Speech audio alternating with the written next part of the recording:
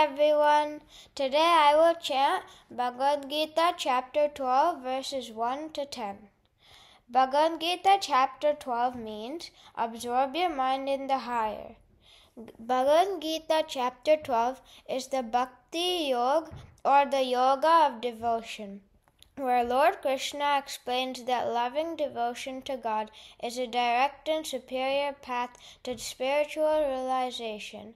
The chapter outlines the qualities of a true devotee, such as being free from hatred, envy, and attachment.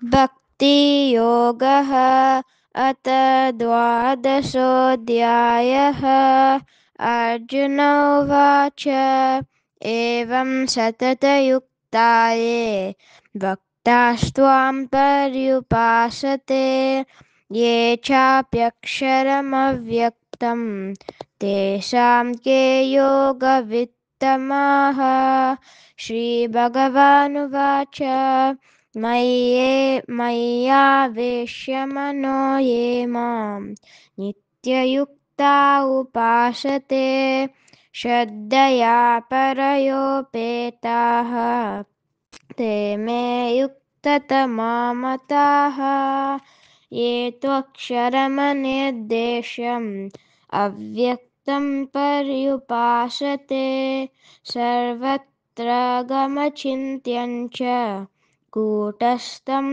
अचलं ध्रुवं सन्नियम्येन्द्रियग्रामं सर्वत्र समबुद्धयः ते प्राप्नुवन्ति मामेव सर्वभूतहिते रताः क्लेशोऽधिकतरस्तेषाम् अव्यक्तासक्तचेतसाम् अव्यक्ता हि गतिर्दुःखं देहवद्भिरवाप्यते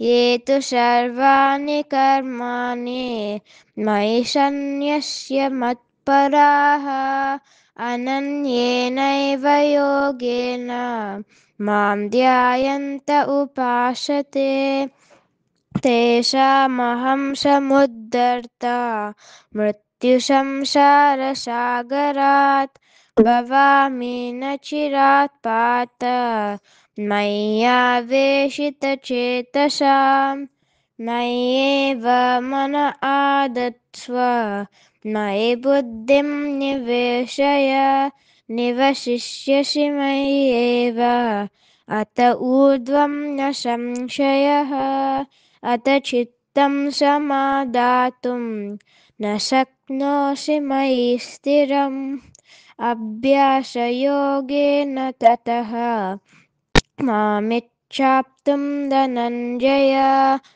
अभ्यासेऽप्यसमर्थोऽसि मत्कर्म परमो भव मदर्थमपि कर्माणि कुर्वं सिद्धिम् अवाप्स्यसि.